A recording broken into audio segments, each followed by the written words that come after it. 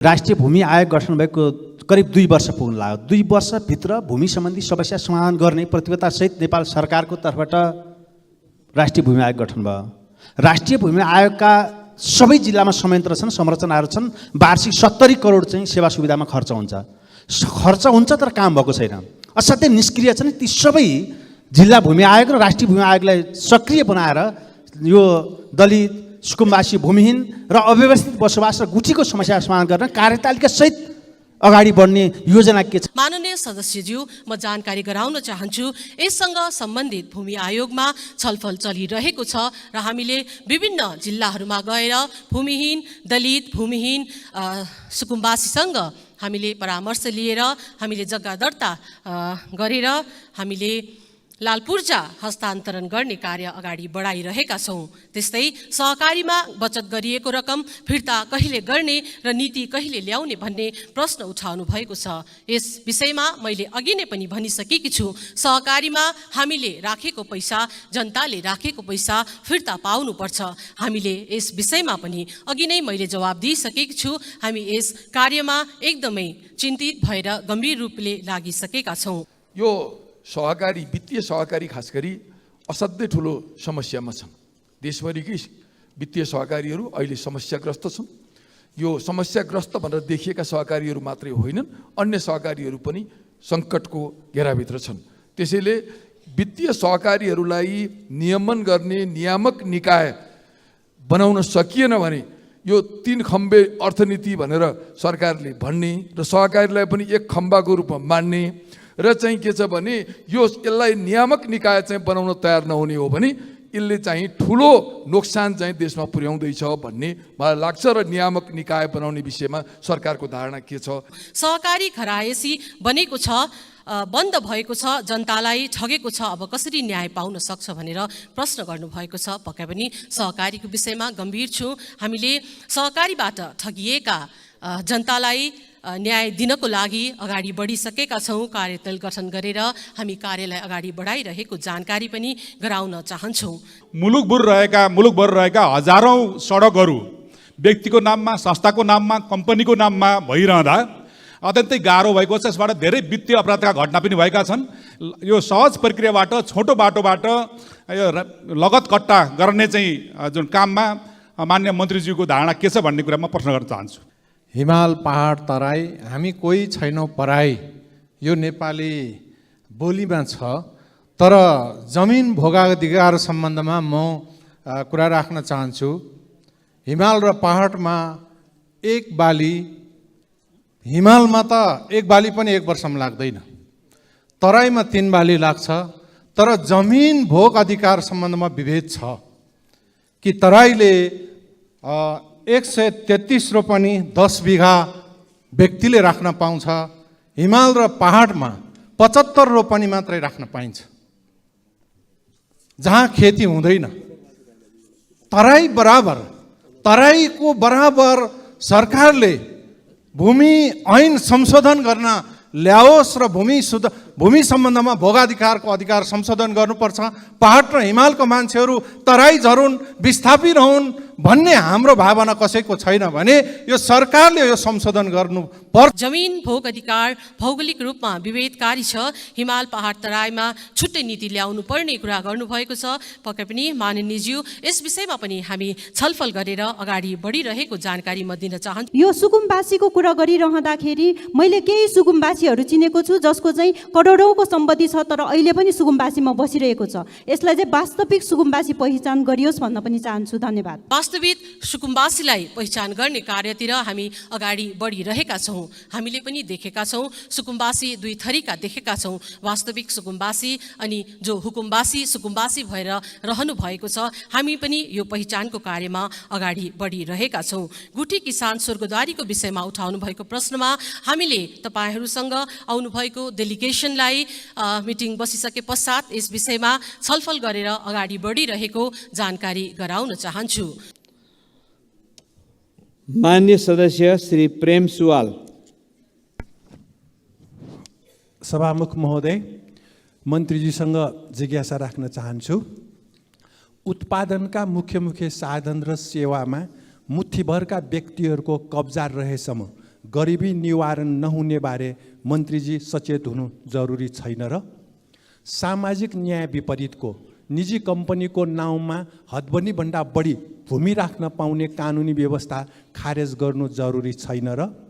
नापी टोली पठाएर कमैया कमलरी हल्ली गोठाला लगायत जोताहालाई मोहानी हक दिने कार्यक्रम अघि बढाउनु जरुरी छैन र?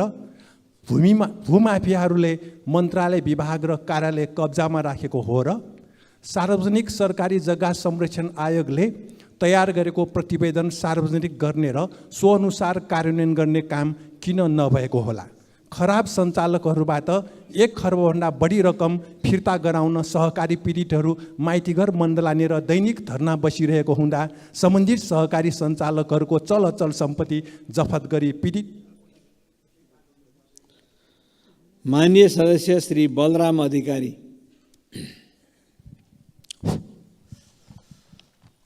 सर्वप्रथम मन्त्रीज्यूले संशोधनकर्ता मान्यजीहरूको नाम लेख्न पनि भ्याउनु भएको छ। त्यो बलराम भण्डारी होइन, अधिकारी हो, सच्याउन अनुरोध गर्छु। मन्त्रीजीले विगतमा 2000 परिवारहरूलाई लाल पूर्जा वितरण गरियो भनेर भन्नुभयो। यो कहिलेदेखिको डाटा हो बुझ्न सकिएन, किनकि एमालेकै पालामा 52,000 लाल पूर्जा बाँडिसकिएको अवस्था छ। विगतमा 45-52देखि यता विभिन्न बेलामा विभिन्न आयोगले लगायत विभिन्न आयोगले वितरण गरेको जग्गाको लगतकट्टा नभएको कारण जनताले जग्गा किनबेच गर्न र बैङ्किङ कारोबार गर्न नपाएको अवस्था छ। जनताको यो समस्या हल गर्न योजना देखिएन। म यसप्रति उत्तर जान्छु। त्यस्तै 30-40 सालसम्मको 30देखि 40 सालसम्मको नापी गर्दा छुटेका जग्गाहरू नापी कार्यालयबाट नापी गरी जग्गाधनी प्रमाण पूर्जा दिने केही योजना देखिएन। यसबारे प्रश्न पार्न सभामुख मन्त्रीज्यूलाई अनुरोध गर्दछु। जग्गाको वर्गीकरण गर्ने नाउँमा जग्गा नगरपालिकाहरूलाई जिम्मा दिएर वर्गीकरण पालिकाले छिटो गरेनन् भन्दै माननीय सदस्य श्री लेखनाथ दाहाल। सम्माननीय सभामुख महोदय, माननीय मन्त्रीज्यूलाई मैले अस्ति पनि प्रश्न गरेको थिएँ कि राष्ट्रिय भूमि आयोग गठन भएको करिब 2 वर्ष पुग्न लाग्यो। 2 वर्षभित्र भूमि सम्बन्धी समस्या समाधान गर्ने प्रतिबद्धतासहित नेपाल सरकारको तर्फबाट राष्ट्रिय भूमि आयोग गठन भयो। राष्ट्रिय भूमि आयोगका सबै जिल्लामा संयन्त्र छन्, संरचनाहरू छन्। वार्षिक 70 करोड चाहिँ सेवा सुविधामा खर्च हुन्छ तर काम भएको छैन। असाध्यै निष्क्रिय छन्। ती सबै जिल्ला भूमि आयोग र राष्ट्रिय भूमि आयोगलाई सक्रिय बनाएर यो दलित, सुकुम्बासी, भूमिहीन र अव्यवस्थित बसोबास र गुठीको समस्या समाधान गर्न कार्यतालिका सहित अगाडि बढ्ने योजना के छ, म प्रश्न गर्न चाहन्छु। धन्यवाद। माननीय सदस्य श्री गणेश पराजुली। सभामुख महोदय, माननीय मन्त्रीज्यूलाई मेरो प्रश्न।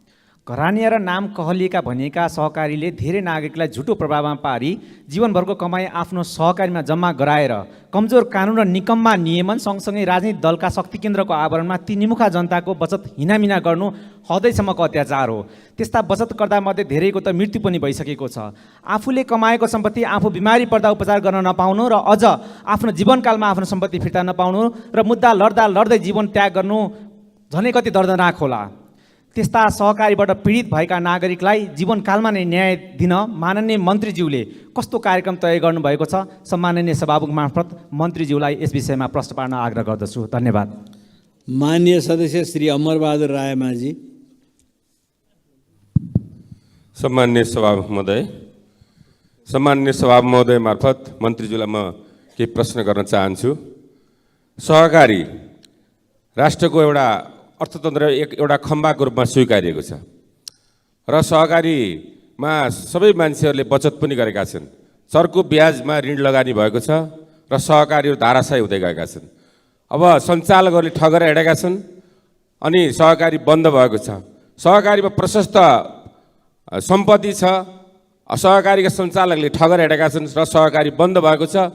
त्यो सम्पत्तिलाई कम्तीमा राष्ट्रियकरण गरेर हुन्छ, कुनै आयोग बनाएर हुन्छ, त्यसलाई चाहिँ बेचबिखान गरेर कम्तीमा बचतकर्ताको डिपोजिट फिर्ता गर्ने व्यवस्था कसरी गर्न सकिन्छ? आयोग बनाएर खालि केवल आयोगको निम्ति होइन, यो बचतकर्ताको सुरक्षित गर्न पर्छ भन्ने तेरा मन्त्रीज्यू कसरी जान सक्छ? म जवाफ चाहन्छु। धन्यवाद। माननीय सदस्य श्री वासुदेव घिमिरे। सम्मान्य सभामुख महोदय, मेरा मान्य मन्त्रीज्यूलाई 2वटा प्रश्न छ। एउटा उहाँबाट क्लियर चाहिँ आए जस्तो मलाई लागेन कि अव्यवस्थित बसोबासीहरूलाई पूर्जा वितरण गर्दा लिइने राजस्व अत्यन्तै चर्को भएको छ। मैले पटक सम्मानित सदनमा यो विषय उठाएको थिएँ। सम्मान्य प्रधानमन्त्रीज्यूबाट समेत यो राजस्व रिभाइज हुन्छ भन्ने कुरा आश्वासन पाउँदा पनि अहिलेसम्म त नघटेको र पूर्जा बन्दाखेरि पनि अवस्थित बसोबासीहरू भूमि आयोग जिल्ला कार्यालयमा पूर्जा लिन नआएको घटना छ। यसमा कहिलेसम्म चाहिँ यो राजस्व चाहिँ घट्ने हो भन्ने कुरा क्लियर चाहिँ गर्न मन्त्रीज्यूलाई आग्रह गरेँ। अर्को मुलुकभर रहेका हजारौँ सडकहरू व्यक्तिको नाममा, संस्थाको नाममा, कम्पनीको नाममा भइरहँदा अत्यन्तै गाह्रो भएको छ। यसबाट धेरै वित्तीय अपराधका घटना पनि भएका छन्। यो सहज प्रक्रियाबाट, छोटो बाटोबाट यो लगत कट्टा गर्ने चाहिँ जुन काममा मान्य मन्त्रीज्यूको धारणा के छ भन्ने कुरामा प्रश्न गर्न चाहन्छु। मान्य सदस्य श्री बिना लामा। सम्माननीय सभामुख महोदय मार्फत मन्त्रीज्यूलाई प्रश्न सोध्न चाहन्छु। जुन अस्ति गृह मन्त्रालयमा गएर त्यहाँ डेलिगेसन पनि गएकी थिएँ, अहिले मन्त्रीज्यूबाट एकुरेट आन्सर आएन जस्तो लाग्यो। ज्याम्रुङ बायुगुठी जुन 2032 सालमा नापी व्यक्तिको नाममा थियो भने पछि आएर गणतन्त्र आइसकेपछि चाहिँ त्यहाँ सरकारको गुठीमा नाम राखियो। यसको समस्याको लागि बार त्यहाँको जनता यहाँ मन्त्रालय पनि धाए, तर अहिलेसम्म समस्या समाधान गर्न सकिएन। यसको ऐन कानुन बन्दैछ त भन्नुभयो, कहिलेसम्म बन्छ र त्यहाँको जनताले सरकार भएको महसुस कहिले गर्न सकिन्छ? र एउटा अर्को प्रश्न चाहिँ यो सुकुम्बासीको कुरा गरिरहँदाखेरि मैले केही सुकुम्बासीहरू चिनेको छु जसको चाहिँ करोडौँको सम्पत्ति छ, तर अहिले पनि सुकुम्बासीमा बसिरहेको छ। यसलाई चाहिँ वास्तविक सुकुम्बासी पहिचान गरियोस् भन्न पनि चाहन्छु। धन्यवाद। माननीय सदस्य श्री अशोक कुमार चौधरी। सम्माननीय सभामुख महोदय मार्फत म मन्त्रीज्यूलाई केही प्रश्न गर्न चाहन्छु। यो गुठी सम्बन्धी मैले पहिले पनि प्रश्न उठाएको थिएँ। यो गुठी किसानको बारेमा यो बजेटमा समावेश गरेको छैन र जुन गुठी किसानले रगत पसिना बगाएर त्यो संस्थानलाई संरक्षण गरेर राखेको छ, त्यो गुठी किसान र स्वर्गदारी गुठीको बारेमा यो विगत लामो समयदेखि जुन समस्या आइरहेको छ, यसको लागि मन्त्रालयको के पहल भइरहेको छ? त्यस्तै भूमिहीन सुकुम्बासीहरूको समस्या समाधान गर्न विगत 30 वर्षमा 17वटा आयोगहरू गठन भएको र त्यस आयोगलाई सञ्चालन गर्न 5 अर्बभन्दा बढी खर्च गरिसकेको। सायद त्यो रकम भूमिहीनलाई दिँदाखेरि त्यो समस्या समाधान हुन्थ्यो होला। त्यसको लागि अहिले के पहल भइरहेको छ? त्यसै गरी सहकारी संस्थाको जुन मनमोजीले गर्दाखेरि बचतकर्ताहरूको अरबौँ रकम डुबेको छ, यस सम्बन्धमा यो सुझाव कार्यदल मात्रै बनाउने हो कि मन्त्रालय एक्सनमा गएर ती आवश्यक कारबाही गर्ने हो? यसको माननीय सदस्य श्री सरस्वती सुब्बा।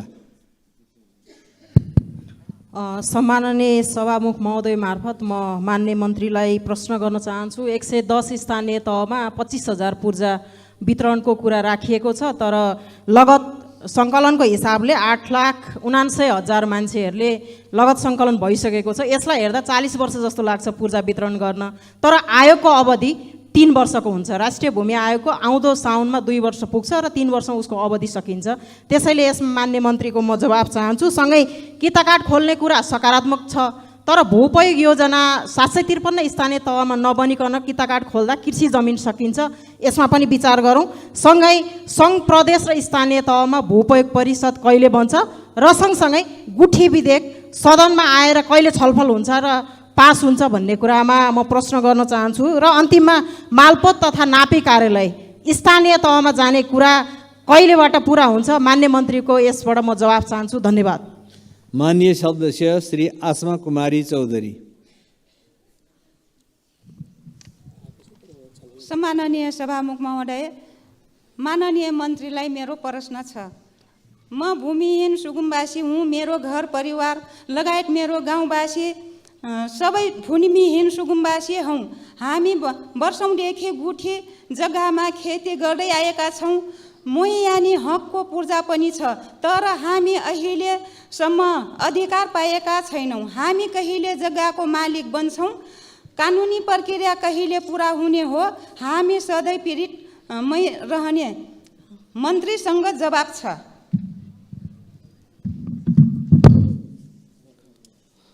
माननीय सदस्य श्री श्याम कुमार घिमिरे।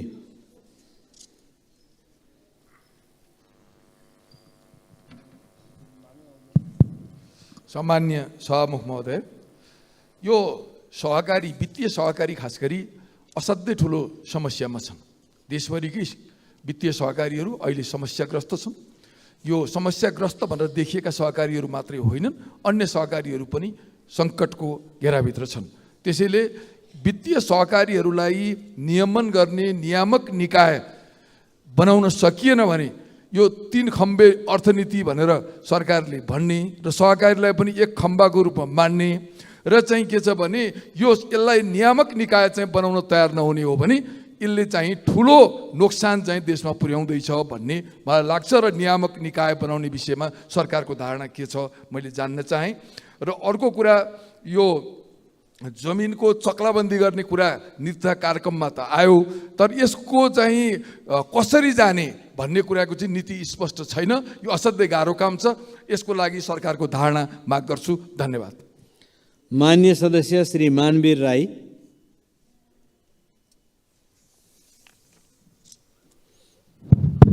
सम्माननीय सभामुख महोदय, हिमाल पहाड तराई हामी कोही छैनौँ पराई यो नेपाली बोलीमा छ। तर जमिन भोगाधिकार सम्बन्धमा म कुरा राख्न चाहन्छु। हिमाल र पहाडमा एक बाली, हिमालमा त एक बाली पनि 1 वर्षमा लाग्दैन, तराईमा 3 बाली लाग्छ। तर जमिन भोग अधिकार सम्बन्धमा विभेद छ कि तराईले 133 रोपनी 10 बिघा व्यक्तिले राख्न पाउँछ, हिमाल र पहाडमा 75 रोपनी मात्रै राख्न पाइन्छ, जहाँ खेती हुँदैन। तराईको बराबर सरकारले भूमि ऐन संशोधन गर्न ल्याओस् र भूमि सम्बन्धमा भोगाधिकारको अधिकार संशोधन गर्नुपर्छ। पहाड र हिमालको मान्छेहरू तराई झरुन्, विस्थापित हुन् भन्ने हाम्रो भावना कसैको छैन भने यो सरकारले यो संशोधन गर्नुपर्छ भन्ने। मान्य सदस्य श्री सीता कुमारी राणा। सम्माननीय सभामुख महोदय, मार्फत म मन्त्रीज्यूलाई चाहिँ मेरो आफ्नो कुराहरू राख्न चाहन्छु। मैले यस सदनमा सबैभन्दा पहिला दैलेख जिल्लाको गुठी संस्थाको बारेमा मैले 100 वर्षभन्दा पहिला गुठी संस्थाको बारेमा अवगत गराएको थिएँ र बिचमा मन्त्रीज्यूको पनि उहाँले चाहिँ भनिसक्नु भएको थियो कि त्यसको प्रक्रियाहरू अगाडि बढिरहेको छ भनेर चाहिँ उहाँबाट चाहिँ आइसकेको थियो। तर त्यो प्रक्रियाहरू कुनै पनि अगाडि नबढेको खण्डमा फेरि मैले गुठी संस्थानको अध्यक्ष र कानुन अधिकृतलाई चाहिँ दैलेख जिल्लामा लगेर त्यहाँको चाहिँ विषयवस्तुमाथि चाहिँ सबै कुराहरू देखाइसकेपछि अहिले जिल्लाबाट विद्युत कार्यालयबाट चाहिँ बत्ती जोड्ने काम चाहिँ भइरहेको छ। र त्यसै गरी अहिले चाहिँ नेपाल राष्ट्र ब्याङ्कलाई पनि यो लाल पूर्जाहरू धितोमा राखेर पुनः कार्य सञ्चालन गर्नको लागि गुठी संस्थाले चाहिँ त्यसलाई चिठी पनि नेपाल राष्ट्र ब्याङ्कलाई पनि चिठी लेखेको छ र त्यो जिल्लामा पठाउन बाँकी छ। र जुन चाहिँ गुठी संस्थामा रहेका जग्गा धनीहरू हुनुहुन्छ उहाँहरूले अहिले। मान्य सदस्यहरू, सम्बन्धित मन्त्रालयको छलफलमा सहभागी नहुनुभएका मान्य सदस्यहरूको नाम स्पष्टीकरण माग गर्ने क्रममा समावेश नगरिएको बेहोरा म जानकारी गराउँछु।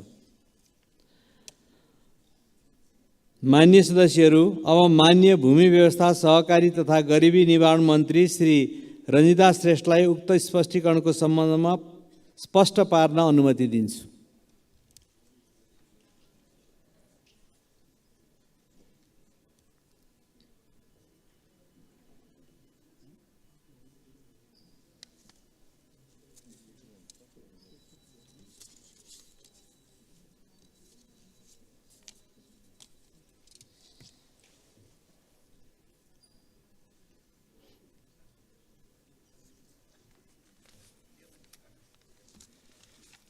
सम्मान्य सभामुख महोदय, सर्वप्रथम त फेरि पनि म एकचोटि सम्पूर्ण माननीय सदस्यहरूलाई धेरै धेरै धन्यवाद दिन चाहन्छु। छलफलमा उठाइएको प्रश्नहरूको जवाब दिइसके पश्चात फेरि पनि चित्त नबुझेका कुराहरू र यहाँ जवाफ नआएका कुराहरूको विषयमा फेरि पनि छलफल गर्नुभयो, प्रश्न उठाउनुभयो, यसको लागि धन्यवाद छ। माननीय सदस्यहरू, यो तपाईँहरूको आवाज तपाईँहरूको क्षेत्रमा रहनुभएका हामी सम्पूर्ण नेपालीहरूको प्रश्न हो मलाई लागेको छ। र यस विषयमा, भूमि आयोगको विषयमा, सहकारीको विषयमा मैले अघि नै पनि धेरै प्रश्नको जवाफहरू आइसकेको छ, दिइसकेकी छु।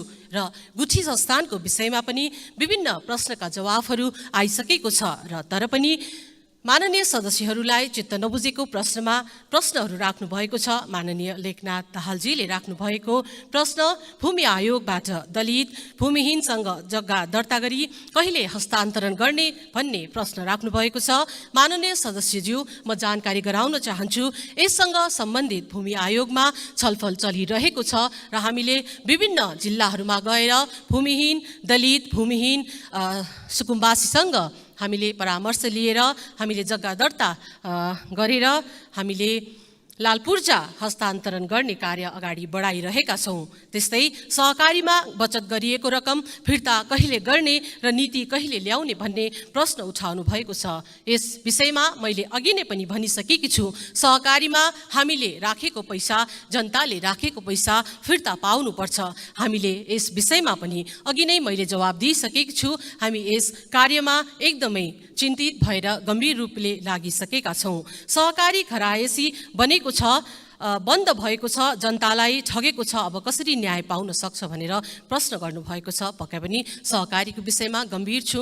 हामीले सहकारीबाट ठगिएका जनतालाई न्याय दिनको लागि अगाडि बढिसकेका छौँ। कार्यदल गठन गरेर हामी कार्यलाई अगाडि बढाइरहेको जानकारी पनि गराउन चाहन्छौँ। त्यस्तै माननीय बिना लामाजीले उठाउनु भएको प्रश्नमा गुठी व्यवस्थापन कहिले हुन्छ भनेर भन्नुभएको छ। 2032 सालमा गुठी व्यवस्थापन कहिले हुन्छ भन्ने प्रश्न, त्यस्तै वास्तविक सुकुम्बासी पहिचान कहिले हुन्छ भन्नुभएको छ। हामीले पनि हाम्रो मन्त्रालय अन्तर्गत वास्तविक सुकुम्बासीलाई पहिचान गर्ने कार्यतिर हामी अगाडि बढिरहेका छौँ। हामीले पनि देखेका छौँ, सुकुम्बासी दुई थरीका देखेका छौँ, वास्तविक सुकुम्बासी अनि जो हुकुमबासी सुकुम्बासी भएर रहनु भएको छ। हामी पनि यो पहिचानको कार्यमा अगाडि बढिरहेका छौँ। गुठी किसान स्वर्गद्वारीको विषयमा उठाउनु भएको प्रश्नमा हामीले तपाईँहरूसँग आउनुभएको डेलिगेसनलाई मिटिङ बसिसके पश्चात यस विषयमा छलफल गरेर अगाडि बढिरहेको जानकारी गराउन चाहन्छु।